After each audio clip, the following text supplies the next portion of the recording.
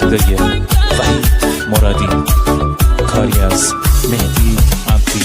پالنگ وحشی بی من دستیا کردی، یار جنگی من، شلوار پلنگی من، خالش و روزارم بر مسیا کردی، یار جنگی من، شلوار پلنگی من، حسی که به تدای بطی برگی برندوه، یار جنگی من، شلوار پلنگی من، این جنگی کاتی عاشقه تا که زندوه، یار جنگی من، شلوار پلنگی من.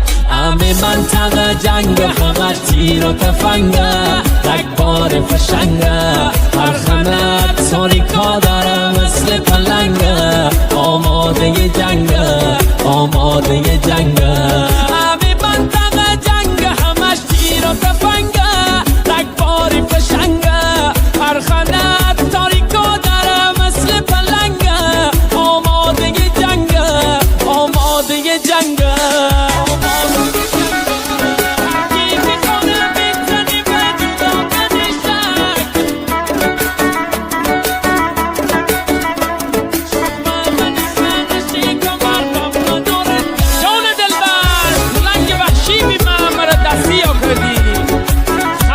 روزارم ببر مسیح کردی، یادش بخیر.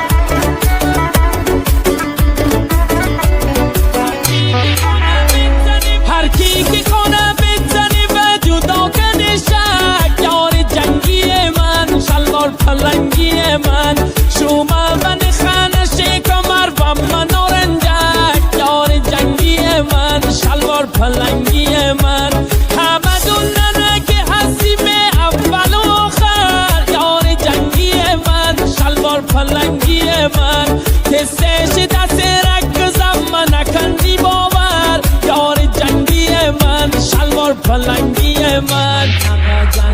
همه منطقه جنگ همش تیر و تفنگه، رگبار فشنگه، هر خنک تاریکا داره مثل پلنگه، آماده جنگه، آماده جنگه.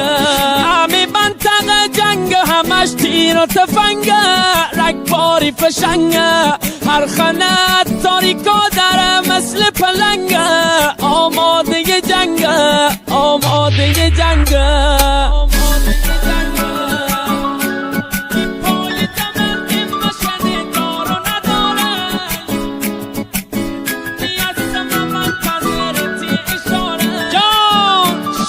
جنگی دا شلوار پلنگی دا، پای دمند مشن دار و نداره، یار جنگی من، شلوار پلنگی من، شدونی هستم منتظرتی اشاره، یار جنگی من، شلوار پلنگی من.